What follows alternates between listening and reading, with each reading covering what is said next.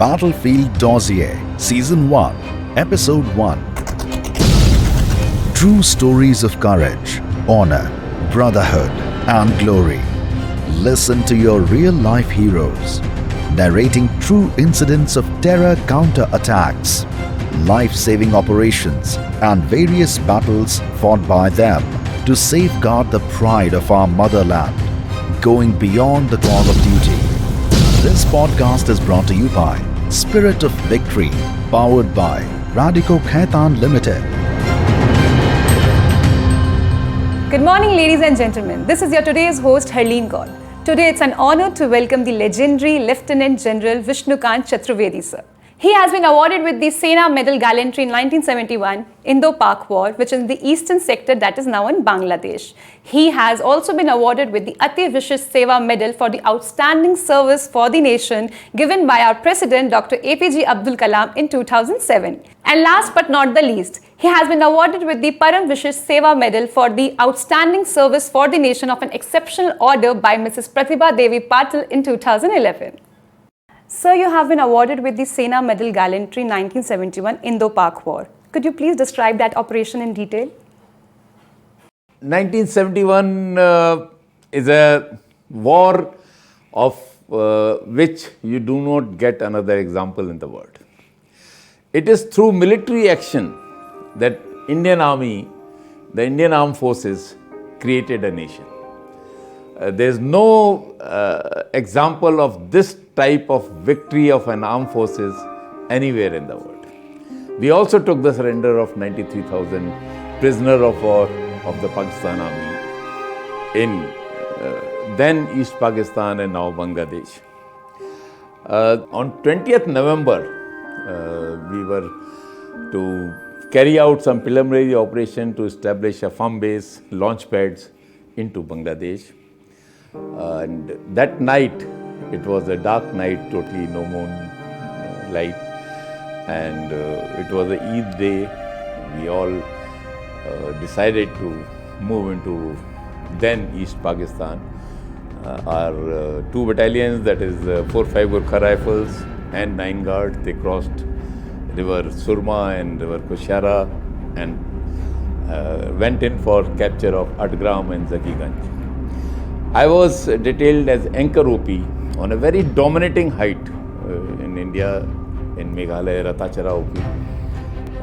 That was such a dominating height that we could see 30-35 kilometers into East Pakistan, now Bangladesh. That was because of his domination. Even the divisional commander, then General K.V.K. Rao, who became the army chief later, also decided to establish his tactical headquarters of 8th Mountain Division there. He came towards the later part of the evening, around 8 o'clock, and he just sat next to me, and my communication he utilized to communicate with all the battalion commanders through my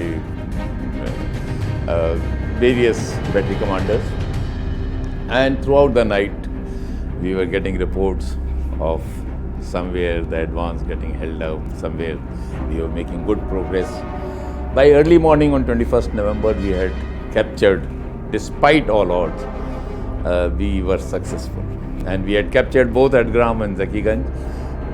I remember Captain Johri, Lieutenant Hawa Singh, one of my regimental battery commander, Major Chaman Lal, they made the supreme sacrifice for capture of these two posts. Thereafter, the Indian Army withdrew, and one East Bengal regiment, which was a battalion of Pakistan Army, but of Bengalis, and they defected lock, stock and barrel to India. So that battalion did not have artillery observation officer, and therefore I was detailed to move with them. We were deployed, we captured that area, and we were deployed at Satkari Gaon, a little ahead of Atgram and Zakiganj, along the river Surma.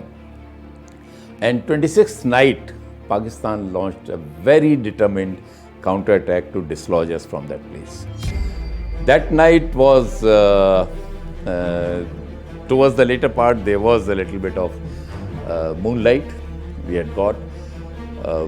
Since it was a very determined attack, we went through enemy shelling, thereafter the enemy firing and their war cries we could hear. But we stuck to our to the post with total determination. I brought a lot of artillery fire onto them. Our company commander, Major Rahman, succumbed to the injuries there. I took over that company, though I did not have much time with them, but yet they were that battalion was also a very brave battalion of Pakistan. It is a very old battalion and they showed their caliber. We stuck on. Next day morning when the sun rose, we could see about 60-65 bodies lying on the flat just opposite the river bank. Getting about 60-65% casualties from a company, it's a very heavy casualties. And therefore, thereafter, I think I was recommended for the Gallantry Award, and that's how I narrate you this action. The East Bengal Regiment thereafter stayed on there, and I moved with 4th Battalion, the 5th Gurkha Rifle, and along a different axis from 3rd, 4th December night when the war had broken out, we conducted our operations to reach Sylhet at the earliest. So this truly displays your courage and devotion towards your duty. Thank you so much. It was an all-out effort by every one of the battalion, every one of the soldier of the Indian Army. Yes, sir, indeed. It's the team spirit, I must say. Yes. Sir, we have heard that you had not even completed your young officer course and you were asked to join unit for war. What were the reactions at that time? You're correct. We had just done about 60% of our young officers course, that specialization course.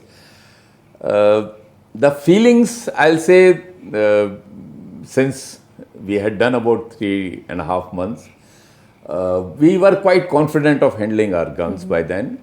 We were also quite confident of engaging targets, also directing of artillery fire, making of the fire plans. All that thing had been told to us, but not in an elaborate manner. And secondly was, I'll say, the jazba to do something for the nation was at display in all of us. We were all young, 20-21 years old, and having heard so many of our leaders, read so much about our brave soldiers, we were very confident, we were determined that we will be able to do best for our country.